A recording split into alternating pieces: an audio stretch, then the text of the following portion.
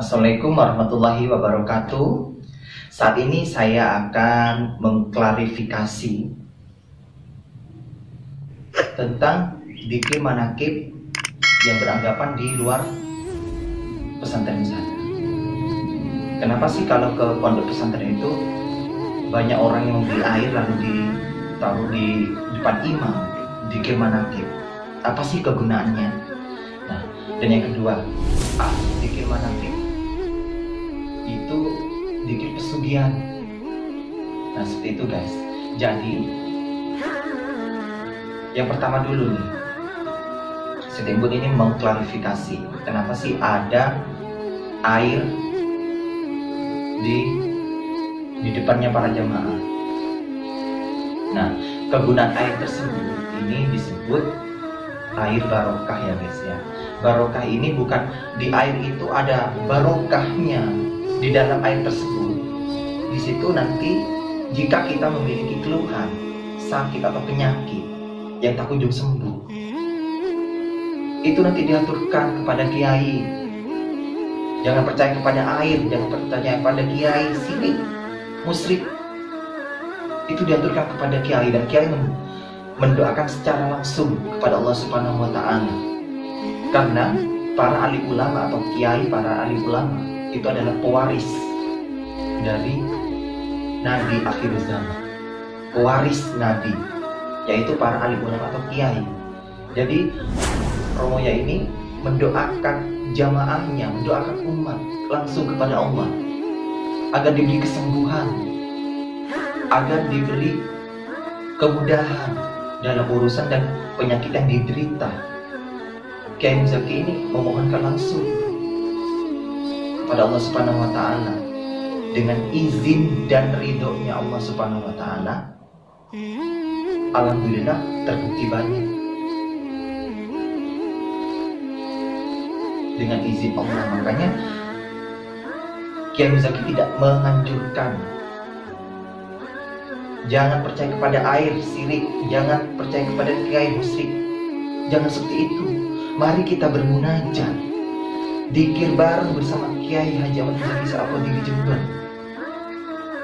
Kita bersama-sama tawassul kepada wali-wali Allah, waliyum min illah Sultanil Auliya Abdul Qadir Al-Jailani, bersama Kiai Haji Ahmad Muzaki Syah. Jangan mentang-mentang jamaah atau orang lain bawa air tiba-tiba minta lalu percaya kepada Kiai Haji Ahmad Muzaki lalu mempercayai air. Tidak seperti itu, sirik.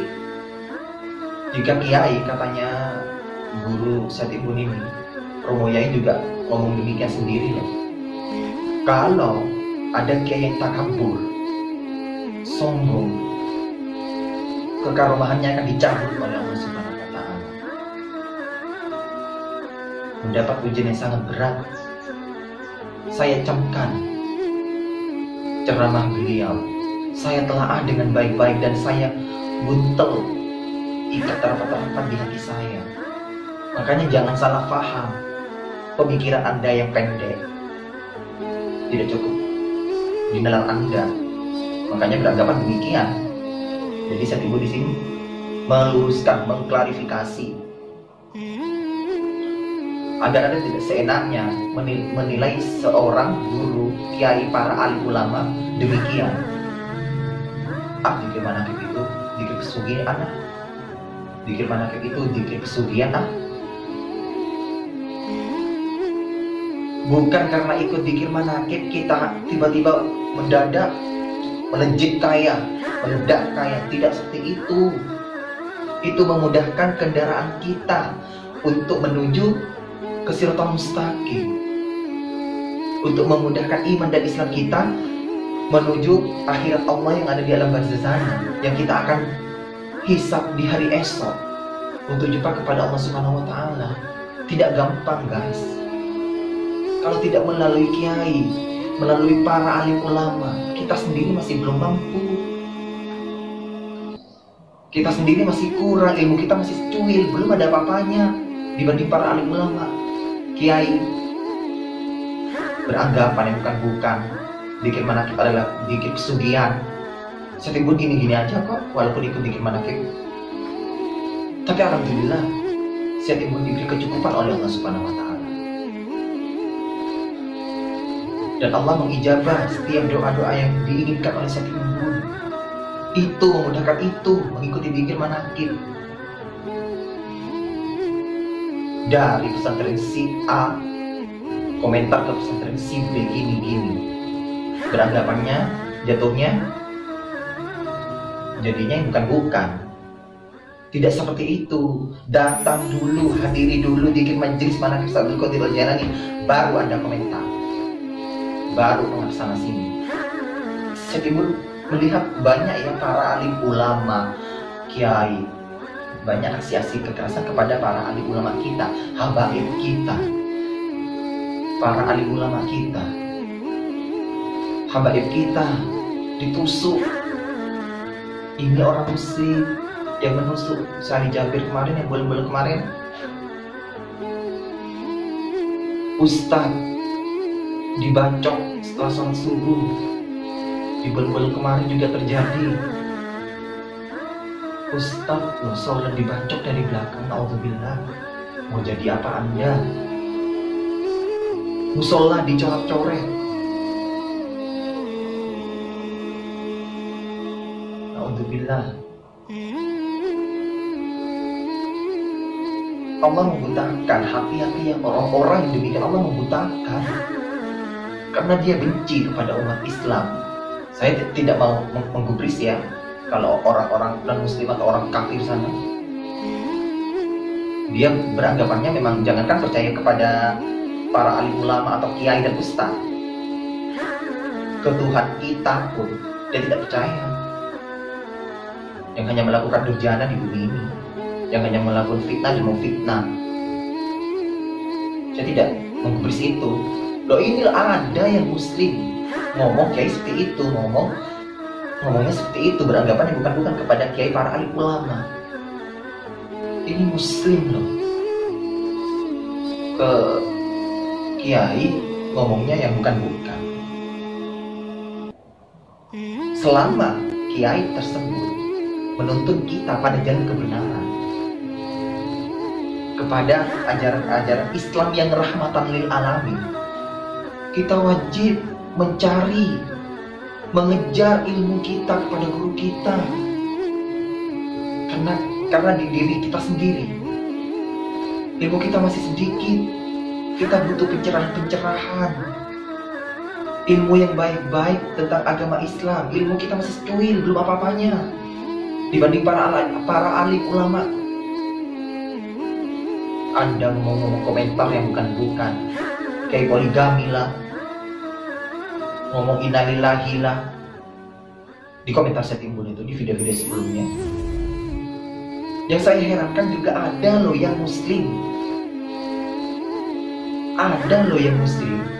menilai para kiai dan para alim ulama yang demikian. Anda itu muslim, jangan jadi seperti orang kafir. Jangan membenci para alim ulama karena ustadz tersebut, ustadz si A poligami, ustadz si B poligami. Mengapa Anda yang panas? Tidak merepotkan Anda. Urusan mereka sendiri. Selama dia menuntun pada kita dan kebenaran, why not? Mengapa tidak? Kita harus mengikuti juga. Sisi negatif dari orang lain jangan kita tiru, sisi positifnya yang kita ambil dan yang harus kita jadikan panutan, yang harus kita jadikan motivasi.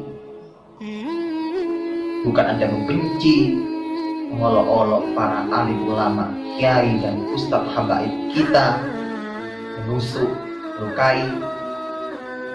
Jangan kurang ajar Anda.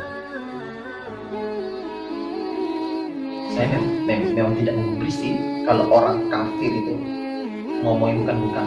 Ini yang muslim loh. Dan muslim mengapa demikian? Anda itu muslim mengapa menganggap dzikir manakib itu adalah dzikir pesugihan? Makanya jangan beranggapan. Ilmu agama itu butuh, ilmu agama itu perlu. Kehebatan kita tidak apa-apanya secuil. belum ada apa-apanya. Kita harus butuh, kita harus ikut andil dalam mensiarkan Islam, utamanya kepada para alim ulama kita, kiai dan ulama kita. Jangan kurang ajar ngomong yang bukan-bukan tentang bikin manakib, tentang Romo Yai. Jangan disama-samakan kiai satu dengan kiai yang lain. Si A kiai pendanaan, si B kiai politik, si C kiai pesugihan. Jangan disama-samakan, makomnya berbeda-beda, derajatnya para wali berbeda-beda. Ngomong yang bukan-bukan. Kita perlu kajian, kita perlu ilmu. Siapapun boleh jadi panutan selama membawa jalan kebenaran, selama membawa motivasi kepada diri kita. Ngomong yang bukan-bukan. Insya Allah guys, di pertemuan yang selanjutnya saya Timbun akan menjelaskan tentang menuntut ilmu. Bahkan menuntut ilmu itu wajib hukumnya bagi orang muslim. Dan malaikat meletakkan sayap-sayap mereka karena senang rela kepada sang penuntut ilmu. Nah, karena sudah ada yang demikian, maka itu kita harus pergi kepada guru-guru kita, para alim ulama kita, kiai habaib kita. Cari ilmu itu. Utlubul ilma wala bisin. Utlubul ilma wala bisin. Itu yang perlu kita perhatikan. Jadi kita perlu guru, kita perlu para alim ulama, kiai, karena beliau adalah pewaris para nabi. Dengan adanya perjuangan guru kita, perjuangan iman dan Islam kita, Islam bertahan guys hingga sekarang. Islam jaya di masa-masa saat ini. Karena itu banyak permohonan doa para alim ulama kita yang diijabah, kiai kita yang diijabah oleh Allah Subhanahu wa taala. Baldatun thayyibatun wa ardun ghafur. Al-Islamu wa la yubla alaih. Islam adalah agama yang tinggi. Islam adalah agama yang mulia, rahmatan lil alamin. Itu kita sesama muslim jangan membeda-bedakan kiai satu sama kiai yang lain. Jangan congkak Anda. Kita cari guru. Kita harus cari guru selama beliau masih diberi barokahi umur oleh Allah Subhanahu wa taala. Selama mereka diberi kesempatan menuntut kita kepada jalan kebenaran untuk mendekatkan diri kepada Allah Subhanahu wa taala. Itu yang perlu kita kejar dalam menuntut ilmu. Ilmu tidak hanya pengetahuan umum saja. Ilmu tidak hanya ilmu yang kita ketahui saja. Jadi kita tidak akan pincang ilmu umum, ilmu agama. Kita peroleh semua, jadi tidak pincang. Itu aja guys ya. Mungkin penjelasan dari saya Timbun tentang klarifikasi di manakib Abdul Qadir Al-Jailani tersebut. Ya, mungkin dari sini guys. Terima kasih ya sudah like, comment, share, dan subscribe. Nantikan di video-video kami selanjutnya. Wassalamualaikum warahmatullahi wabarakatuh.